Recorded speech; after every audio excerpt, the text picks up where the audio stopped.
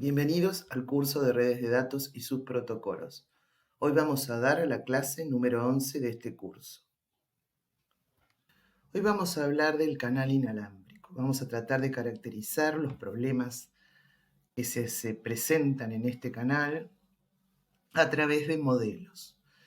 Y entre los modelos vamos a distinguir desvanecimiento, que es uno de los efectos que se producen en este canal, de gran escala y de pequeña escala. Bien, el problema es entender qué es lo que pasa entre el transmisor y receptor en un canal de este tipo. Lo podríamos hacer resolviendo las ecuaciones de Maxwell. La teoría de Maxwell nos dejó un modelo de propagación electromagnética, pero deberíamos resolver las ecuaciones teniendo en cuenta las condiciones de contorno de los obstáculos y expresarlas en función de sus características físicas. Así que es un trabajo bastante complejo. Las ondas que se propagan en estos medios sufren básicamente de tres efectos.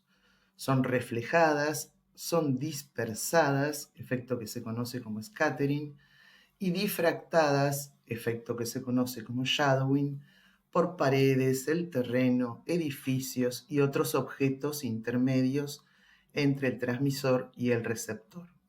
Por eso necesitamos, para no resolver mediante las ecuaciones de Maxwell estos problemas, digamos, para ver qué es lo que sucede entre transmisor y receptor, buscamos o se han buscado modelos aproximados que permitan caracterizar la propagación. Así tenemos, por ejemplo, modelos de señales, tanto transmitidas como recibidas y del propio canal, que se utilizan básicamente en las bandas de UHF y super alta frecuencia.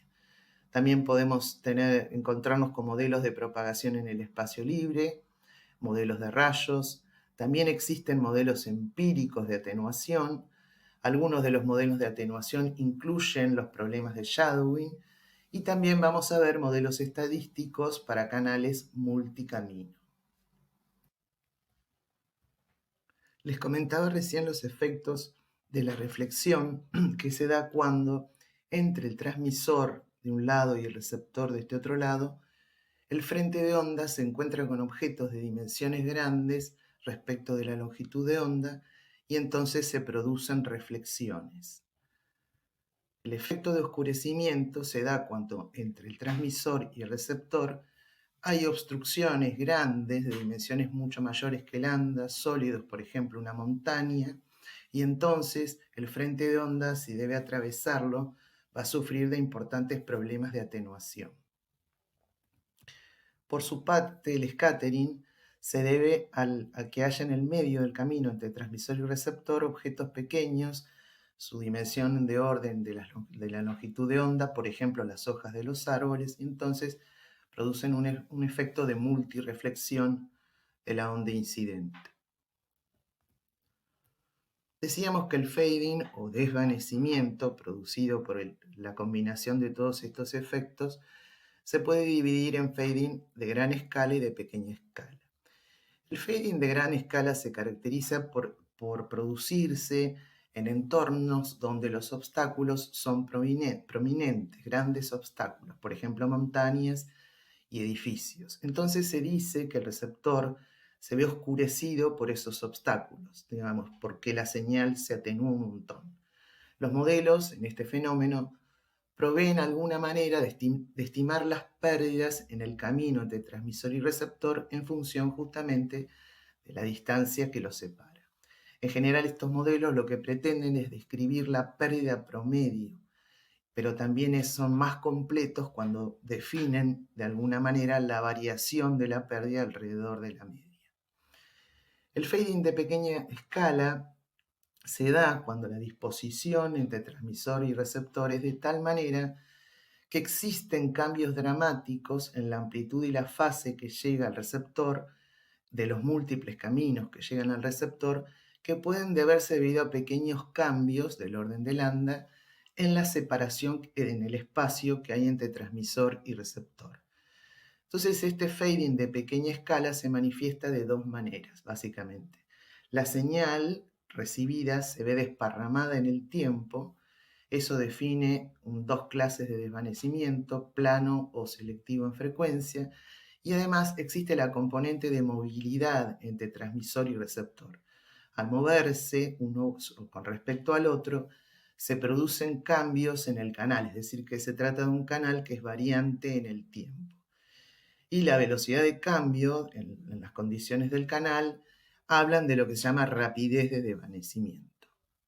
La función densidad de probabilidad asociada al envolvente puede ser de dos maneras, o de tipo Rayleigh o de tipo Rice, dependiendo si existe o no una línea directa, line of sight, entre transmisor y receptor. Acá vemos, por ejemplo, el resultado de una señal que está llegando al receptor, la relación en realidad de la potencia recibida sobre la potencia promedio en función de la distancia. Ven que acá está incluida la velocidad porque puede ser que esté en movimiento alguno de los dos. Entonces vemos un efecto de atenuación, que da esta línea azul. El efecto de shadowing, oscurecimiento, estaría representado por esta línea roja. Y el efecto de la propagación multicamino está representada por esta línea verde. Fíjense ustedes que hay como saltos acá, y en general entre dos mínimos, digamos, hay una dimensión cercana al lambda sobre 2. Hablábamos de que podíamos modelar el canal tomando las señales transmitidas y recibidas y hallando un modelo también de señales para la respuesta del canal. Entonces, estamos considerando que las antenas en este modelo son pequeñas y están cercanas, es decir, que en el medio no tomamos en cuenta el efecto de la curvatura de la Tierra.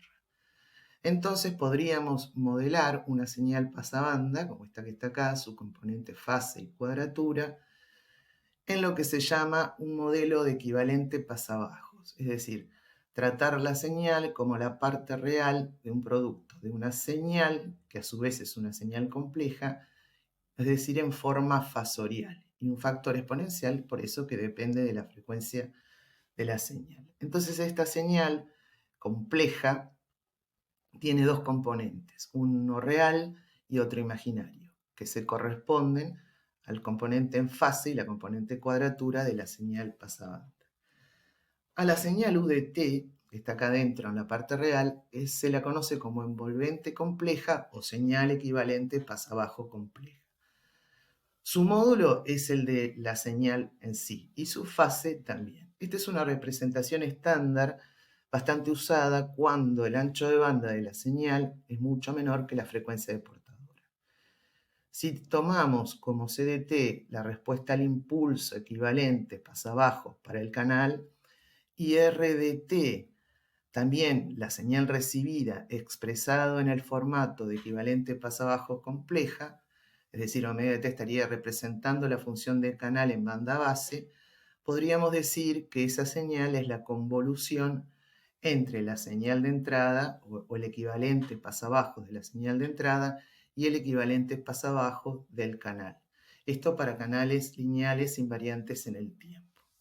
También se podría adicionar a este modelo el efecto de Doppler, se llama efecto Doppler, que se da por el movimiento de un móvil con respecto a una antena transmisora. Entonces, a medida que se va moviendo, supongamos una velocidad constante, hay diferencia en las distintas posiciones con respecto al camino entre el transmisor y el receptor. Esa diferencia de camino, por ejemplo, en un momento cualquiera, la llamamos delta D, y está relacionada con el ángulo de incidencia sobre el móvil, θ. Así que delta D podemos decir que es delta X por el coseno de θ. Pero a su vez delta X está relacionada con la velocidad, como V por delta T, y entonces podemos decir que la variación de la fase va a ser 2pi por delta D dividido lambda. Esto nada más porque un cambio en lambda significa 2pi y un cambio en delta D se relaciona con el delta phi. Es decir, que el corrimiento en frecuencia va a seguir esta relación que está acá, y entonces la frecuencia Doppler, o cuánto va a variar la frecuencia, digamos, se va a dar por esta relación, que depende de la velocidad, el coseno del ángulo de llegada del rayo y la longitud de onda. Y si el movimiento es hacia el transmisor, esa desviación en frecuencia va a ser positiva, si no va a ser negativa. Como para dar un ejemplo de órdenes, por ejemplo, para 1 GHz, resulta, si la velocidad es de 100 km por hora, la desviación sería de 100 Hz, que podría llegar a ser ignorada. Pero esto se incluye como efecto en modelos estadísticos de Feiring. Otro modelo podría ser el modelo de atenuación en el espacio libre. Nosotros este modelo lo mencionamos cuando vimos medios de transmisión no guiados. Se trata de un modelo que por lo que busca es traducir en dB, digamos, la pérdida en el camino como la relación entre la potencia transmitida y la potencia recibida. Pero se trata de un modelo en que se considera solamente un rayo entre transmisor y receptor sin obstrucciones en el medio. Y se acuerdan que dijimos que, caracterizado así, importaba la distancia entre el transmisor y el receptor, la longitud de onda de la transmisión. Esto es más bien porque depende del área efectiva de la antena receptora, es decir, termina dependiendo además de la frecuencia, por la relación entre el lambda y la frecuencia, y depende también de los patrones de radiación de las antenas. Es un modelo de orden 2, o sea, la relación tanto para la distancia como la frecuencia queda elevado al cuadrado. Después hay un modelo de rayos que se aplica en entornos donde la presencia de objetos implica reflexión o scattering, o sea, no se aplica el shadowing. Los componentes multicamino generan que en el receptor arriben copias que van por distintos caminos, justamente por la reflexión o scattering con objetos. ¿Y qué sucede? Como van por distintos caminos, llegan atenuados en amplitud y retrasadas en el tiempo o corridas en fase y o frecuencia, respecto del camino de línea directa. Entonces la suma de todas puede producir distorsión respecto de la señal que se está transmitiendo. En el modelo, el número de reflectores es finito. Su posición y propiedades dieléctricas son conocidas. O sea que en realidad el canal es un canal determinístico. El modelo más conocido, por ejemplo, es el modelo de 2 rayos. Y al aproximar el modelo por rayos en cuanto a las trayectorias, se usan entonces ecuaciones geométricas. Esta aproximación sirve para cálculos de potencia recibida cuando la distancia es mucho mayor que la longitud de onda y los objetos también son grandes respecto de la longitud de onda y tienen superficies suaves. Por ejemplo, podría ser un modelo aplicable a áreas rurales, calles que tengan transmisor y receptor más bien cercanos al piso y algunos entornos internos en edificios se refiere. Otro efecto de propagación que no se pueden tener en cuenta en este modelo. Por ejemplo, la cuestión se empeora si se introduce movimientos. Para ese caso se usan más bien modelos estadísticos. También hay modelos de atenuación que son empíricos. Estos modelos se empezaron a usar hace muchos años. Se trata de entornos de propagación más bien hoy en día relacionados con telefonía celular, donde son complejos los entornos, hay pérdidas en el camino y se pueden modelar utilizando mediciones. Las mediciones en general se parametrizan, digamos, respecto a una determinada distancia entre antenas en un rango de frecuencia y en un área geográfica bastante precisa. Por este motivo, inclusive se llega, por ejemplo, a tomar fotos aéreas de esa área geográfica. Por este motivo es de difícil aplicación este modelo a otros entornos, pero se puede usar como base para un análisis básico de performance. Hay modelos, como les decía antes, muy conocidos para macroceldas urbanas. Y lo que sirven es para caracterizar la relación de potencia recibida a potencia transmitida en función de la distancia que separa transmisor y receptor, y acá se incluyen efectos de atenuación o pérdidas de camino y shadowing, y también el efecto multicamino. Se ven contemplados los tres. Para remover el último efecto, lo que se hace es promediar las potencias recibidas a distancias mucho mayores que lambda. Se habla de modelos que tienen en cuenta la atenuación media local.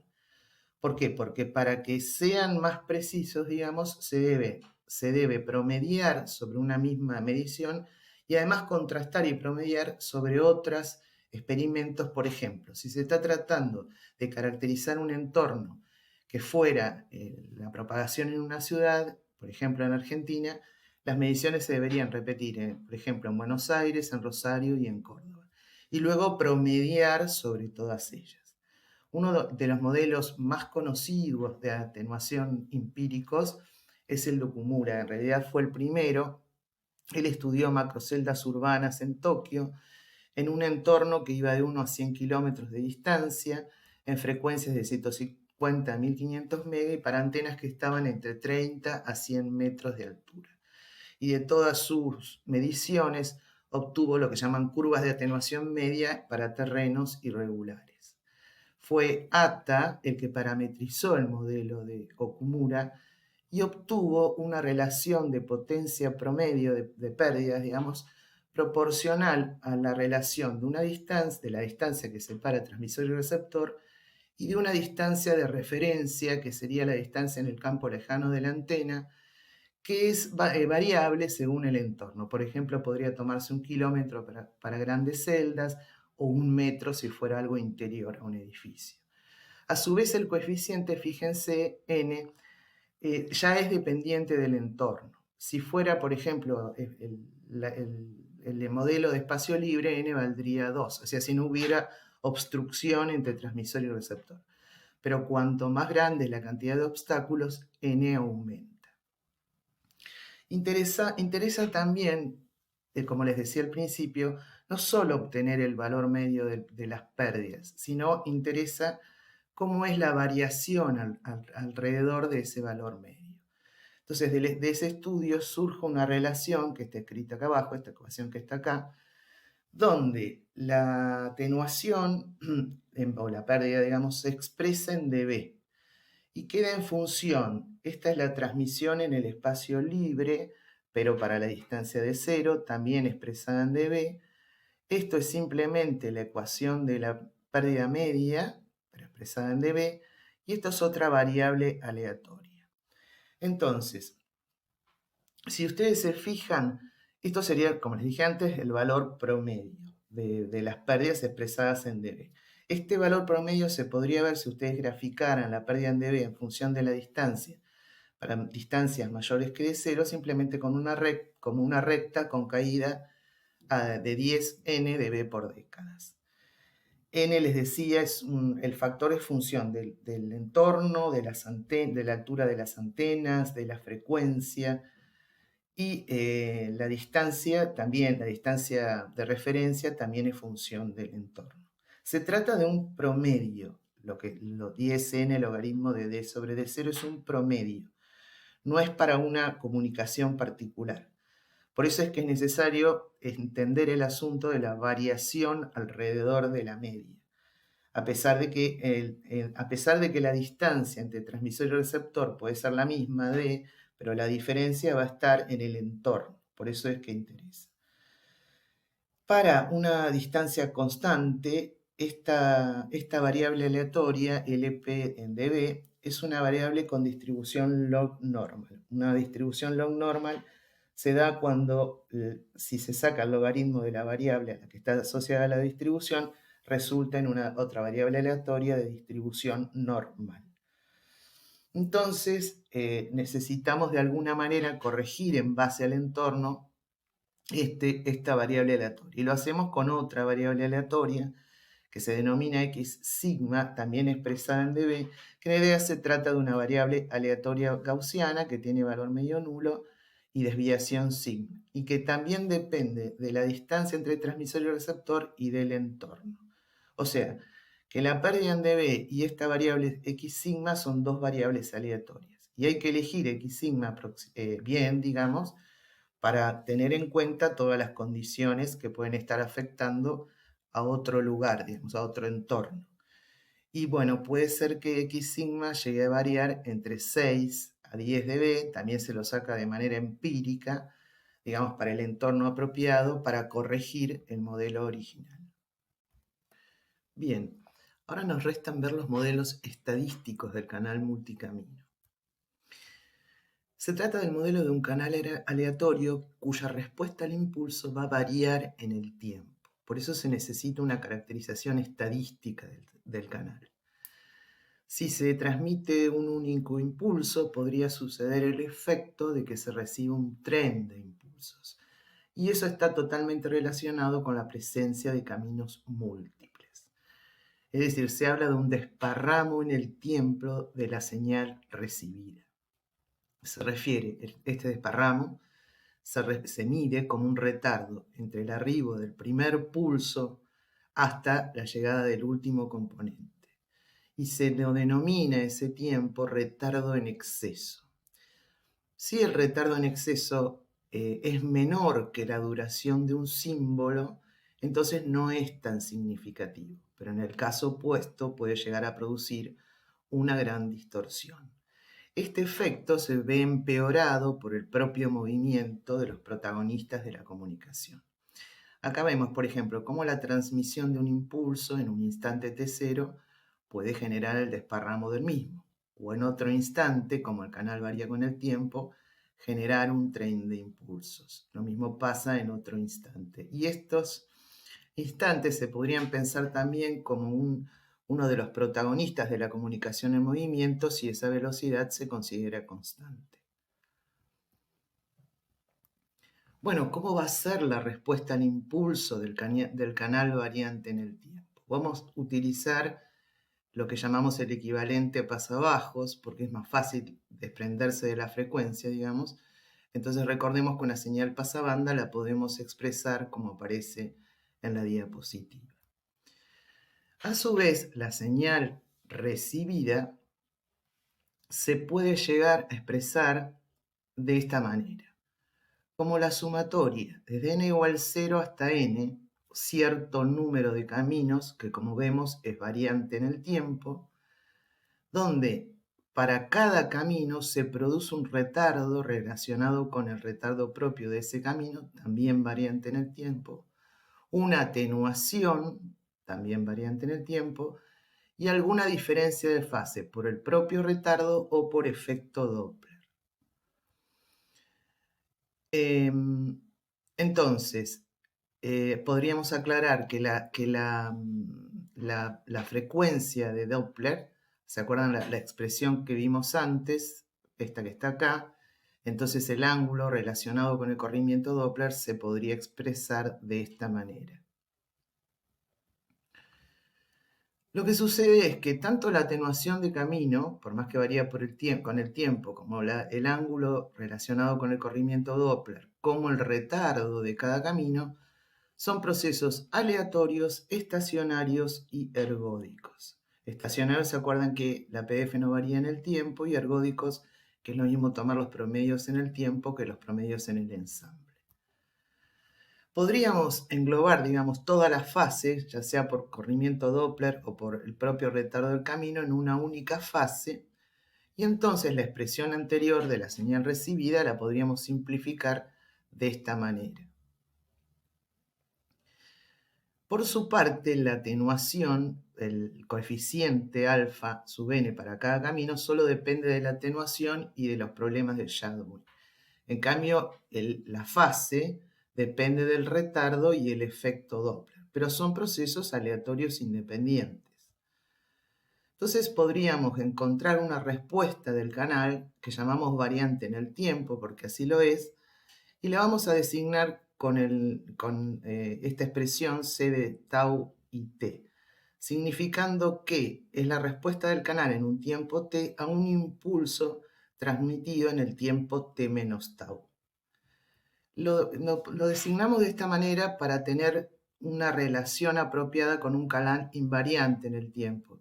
Si ese canal invariante en el tiempo lo consideráramos de esta manera, querría decir que su respuesta sería la misma para t que para t más tau. Y si t es igual a menos t, entonces quedaría directamente una respuesta dependiente de tau. Si relacionamos la expresión de la señal recibida con la posible expresión para el equivalente del canal, obtenemos esta relación, la respuesta del canal, ¿no? obtenemos la relación esta que está acá abajo, que sería el equivalente pasabajos de la respuesta al impulso de un canal que está variando en el tiempo. Un poco, ¿qué quiere decir esta expresión? Bueno, podríamos imaginarnos un sistema con esta respuesta, donde está entrando un impulso, y empezar a ver distintos tiempos. Por ejemplo, supongamos la respuesta de ese canal al instante t1, bueno, como hay tres posibles caminos entre transmisor y receptor, va a haber tres impulsos, uno en tau sub 0, que sería el retardo asociado al camino 0, el retardo asociado al camino 1 y el retardo asociado al camino 2. Cada camino con un alfa 0, o sea, un coeficiente de atenuación, alfa 0, alfa 1 o alfa 2, y una fase, phi sub 0, phi sub 1, phi sub 2. Eso en un instante de tiempo. Pero en otro instante de tiempo podría ser, por ejemplo, que hubiera solo dos caminos múltiples. Entonces, uno cuya respuesta estaría en tau 0', ponemos, porque tau sub n es función del tiempo, otro en tau sub 1', y los coeficientes de atenuación serían alfa 0' y de fase phi 0'.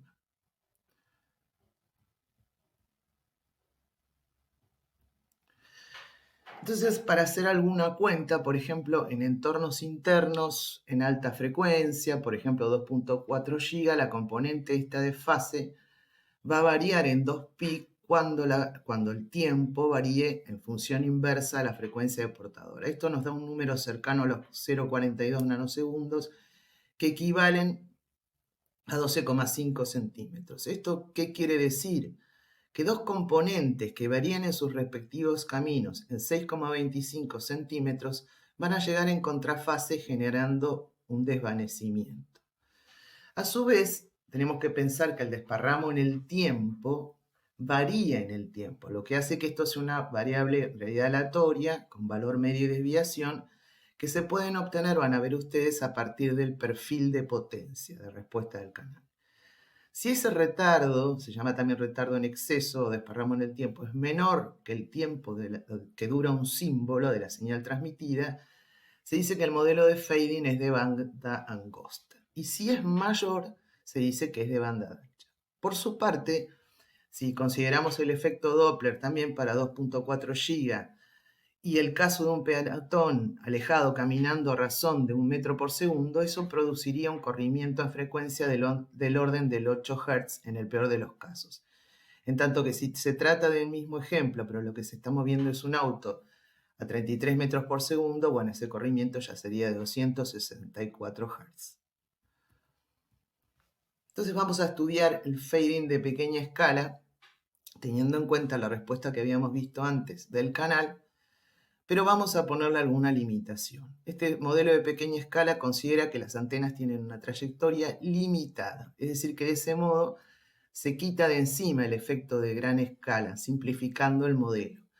Y solo se van a considerar caminos múltiples resultantes de diferentes retardos de propagación y con diferentes factores de atenuación. Así podríamos colocar la expresión de la señal recibida como una sumatoria referida a todos los caminos, n se refiere a cada camino, con su propio coeficiente de atenuación y retardo. Si expresáramos la señal UDT, que sería la transmitida, el equivalente con su equivalente pasa abajo, llegaríamos a una expresión como esta que está acá. Y si la reacomodáramos, llegaríamos a esta expresión. Entonces hemos obtenido el equivalente banda base de la señal recibida, que sería esta expresión que está acá, donde vemos que se refiere al equivalente banda base de la transmitida retrasado en TN para cada camino, coeficiente de atenuación y fase. Si se considera una portadora sin modular, solo para simplificar, este equivalente banda base se simplifica a esta sumatoria. Entonces, con este modelo simplificado, tenemos que la fase va a estar en función del retardo solamente, y si sumamos los componentes en este equivalente, es decir, los componentes en n y en i, que sería la parte imaginaria, esto nos daría el valor total, digamos, alfa n por e a la j menos j θn para cada camino, y si el número de estos caminos es muy grande, la suma total, ya sea en fase o en cuadrado, perdón, la parte real o imaginaria, van a tener una función densidad de probabilidad gaussiana. ¿Esto qué quiere decir? Que si tomamos la envolvente de pequeña escala, que sería la raíz cuadrada de la componente real al cuadrado más la componente imaginaria al cuadrado, o fase cuadratura si quieren, entonces la señal podemos llegar a aproximar la envolvente a través de una estadística. Pero esta estadística va a depender, dado que teniendo en cuenta, mejor dicho, que estas variables aleatorias van a ser gaussianas, ¿no? El problema cuál va a ser, si hay línea directa o no entre transmisor y receptor. Si hay línea directa, entonces se dice que se trata de una distribución de Rissian. Y cuando la componente de línea directa no es significativa, la PDF del envolvente será del tipo Rayleigh. Acá tienen la expresión para la PDF tipo Rayleigh, que es solo válida para cuando R, la variable, que en este caso sería el envolvente, es mayor que 0. Y fíjense ustedes que esto representaría la función de densidad de probabilidad asociada al peor caso de fading, por potencia promedio, en cuanto a la potencia promedio de la señal recibida. Se supone entonces que la pérdida en la relación señal a ruido va a seguir este modelo, y siempre estamos pensando en frecuencias en un rango superior a 1 GHz. Entonces los mecanismos de fading de pequeña escala producen determinados efectos de degradación de la señal recibida que se pueden estudiar tanto en el dominio del tiempo como en el dominio de la frecuencia. Podemos dividir estos efectos en dos grandes tipos. Uno relacionado con el desparramo en el tiempo, que ya hemos hablado, que a su vez se puede estudiar tanto en el dominio del tiempo como en el dominio de la frecuencia. Cuando se estudia este fenómeno en el dominio del tiempo, aparecen lo que se llaman desvanecimientos selectivos en frecuencia o planos no selectivos, según la relación que tenga el retardo o el desparramo en el tiempo con respecto a la duración de los símbolos transmitidos. Si se estudia el efecto del desparramo en el tiempo en función de la frecuencia o en el dominio de la frecuencia, también se ve la característica selectiva o no selectiva del canal, pero a través de lo que se llama el ancho de banda de coherencia, que básicamente resulta casi la inversa del tiempo del retardo en exceso, y que también va a ser el canal selectivo o no selectivo según la relación que tenga este ancho de banda de coherencia con respecto al ancho de banda propio de la señal, que lo podríamos aproximar a la inversa de la duración de un símbolo. Por otro lado, el efecto de la variación en el tiempo del canal debido al movimiento se podría caracterizar también en el dominio del tiempo o en el dominio de la frecuencia. Caracterizado en el dominio del tiempo da una variable o un parámetro, digamos, relacionado con el canal, que es el tiempo de coherencia.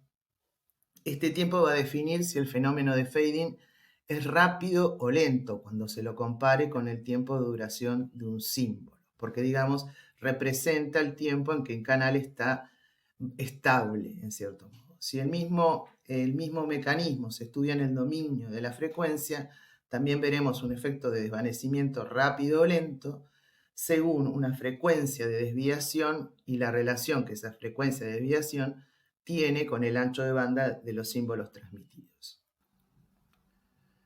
Vamos a considerar ahora un modelo que se llama modelo de Bello, que se supone estacionario en sentido amplio y con scattering no correlacionado. Quiere decir que las señales que llegan con distinto retardo o atenuación no están correlacionadas entre sí. En este modelo se definen 4 funciones para un canal móvil en tiempo y en frecuencia que lo que permiten es caracterizarlo. La primera función definida en el modelo de Bello es el perfil de intensidad multicamino, ese de tau, en función del retardo. ¿Qué significa este perfil? Es la variación en potencia promedio recibida a partir de un impulso transmitido. ¿En función de qué? En función del retardo. Es decir, este tiempo representa o se mide desde la llegada de la primer componente al receptor hasta la llegada del último componente. Y en base a este retardo se define lo que se llama el retardo en exceso, que es el intervalo de tiempo durante el cual llegan reflexiones pero con contenido de energía significativo, por ejemplo 10 o 20 dB por debajo de la componente mayor. A partir de la transformada de Fourier de este perfil multipath, se define una función que se llama correlación espaciada en frecuencia, de la cual también se deriva un parámetro que representa el canal y que tiene que ver con la inversa del tiempo en exceso. Antes pensemos un poquito cómo respondería el sistema según la relación entre el retardo en exceso y la duración de un símbolo. Cuando el retardo en exceso es menor que la duración de un símbolo, se habla de fading no selectivo en frecuencia o flat fading o desvanecimiento plano. ¿Qué quiere decir que va a pasar acá? Todas las componentes multicamino van a arribar dentro del periodo del símbolo. Y esto es lo mejor que podría pasar. Lo ideal sería que la duración del símbolo sea por lo menos 10 veces la duración del retardo en exceso. De este modo no habría ISI. Habría degradación de la señal porque baja igual la relación señal a ruido, pero es posible mitigar el efecto mediante alguna técnica de diversidad o usando códigos para corregir errores. Si en el caso opuesto el retardo en exceso es mayor que la duración de un símbolo, se habla de fading selectivo en frecuencia. Y el efecto que esto produce es similar a la interferencia intersimbólica que viene causada por algún tipo de filtrado. Es posible aplicar distintas técnicas para mitigar este efecto. Un poco más complejas son estas técnicas porque tienen que ser capaces de discriminar las componentes multicamino del lado del receptor. Decíamos que había, en el modelo de Bello también estaba definida como transformada de Fourier de la intensidad multipath otra función que se llama función de correlación de frecuencia espaciada. Esta función representa la correlación entre respuestas del canal a dos señales, como una función de la diferencia de frecuencia entre ambas. Es decir, trata de responder a la respuesta cuál es la correlación en frecuencia entre dos señales cuya frecuencia está separada por cierto determinado valor. Se puede pensar esta función de correlación espaciada en frecuencia como la función transferencia de frecuencia del canal. Es como ver la manifestación de desparramo en el tiempo en función de la frecuencia. Entonces se define en frecuencia lo que se llama un ancho de banda de coherencia.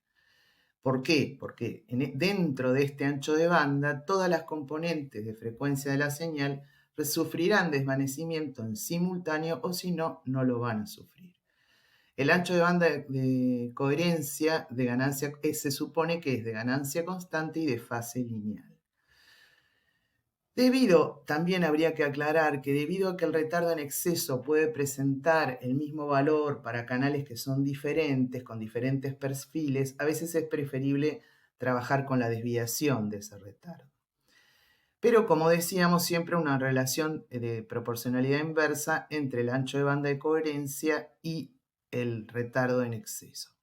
Recuerden que esto está representando, en cierto modo, la transferencia del canal. Entonces conviene comparar este ancho de banda de coherencia con justamente el ancho de banda de la señal, que podríamos aproximarlo a la inversa del valor de la duración de un símbolo.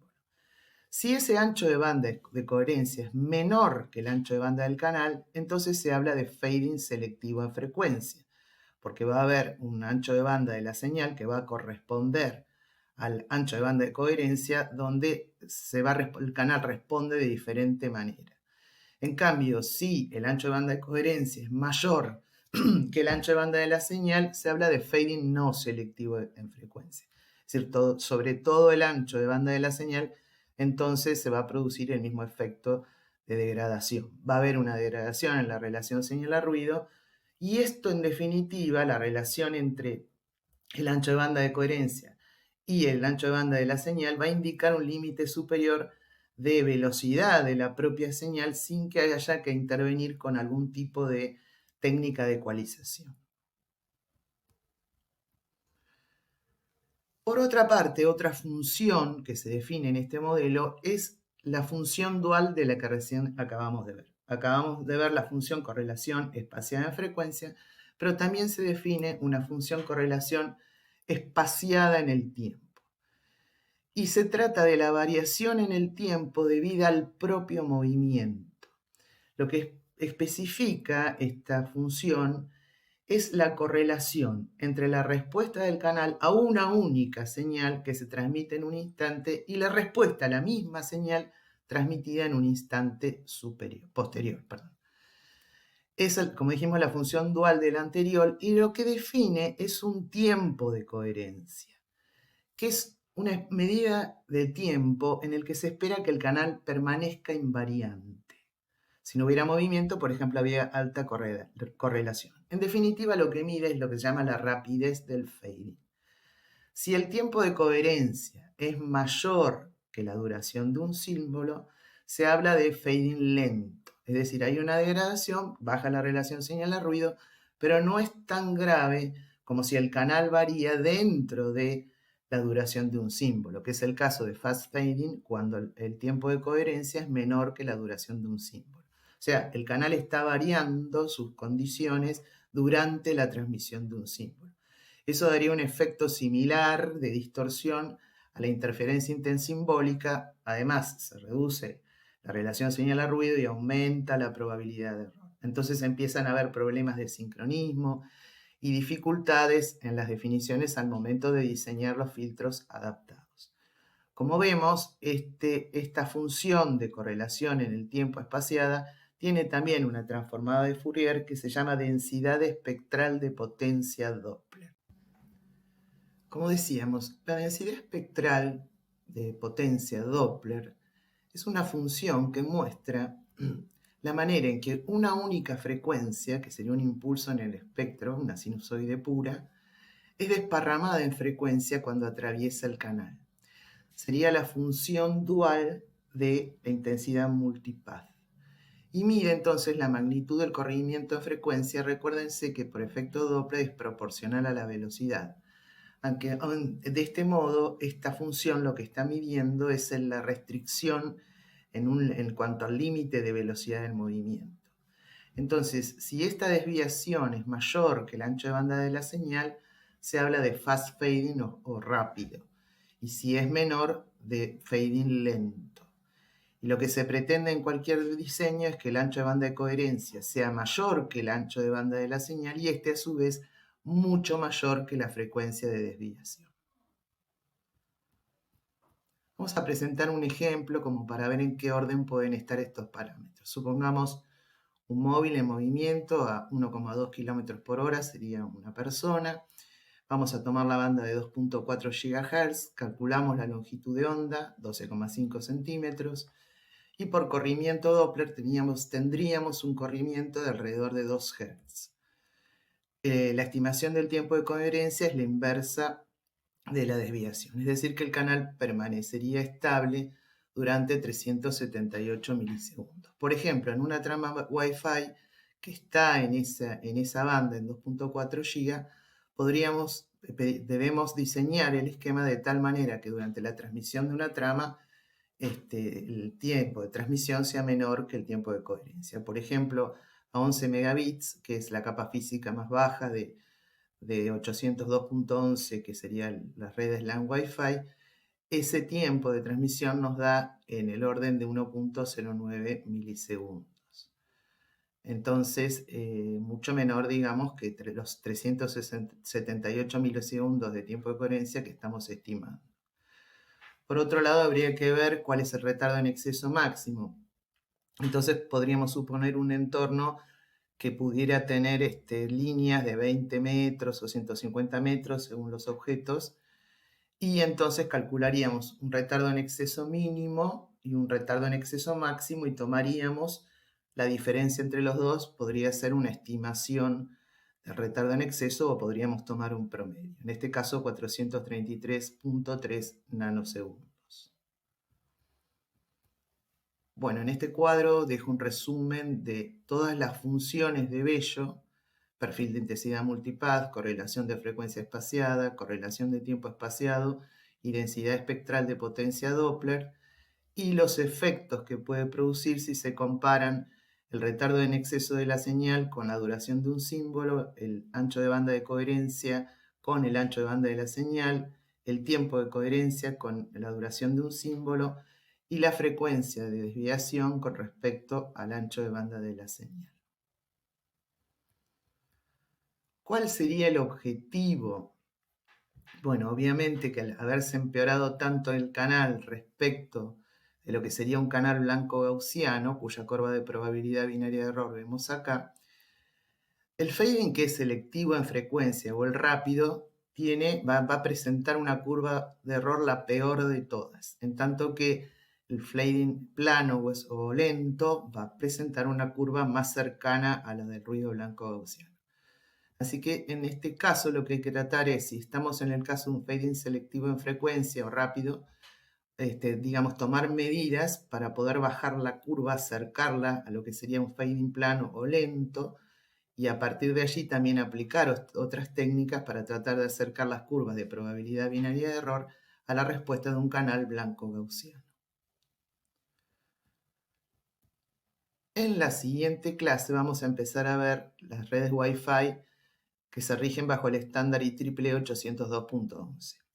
Vamos a ver que la mayoría de los problemas del canal que hemos mencionado se resuelven con técnicas de mitigación y diversidad a nivel físico. Hay un problema en particular de la capa física que se llama de nodo oculto, que tiene resolución a nivel de la subcapa MAC. Y vamos a empezar a ver con detenimiento cómo trabaja la subcapa MAC. Muchísimas gracias por su atención.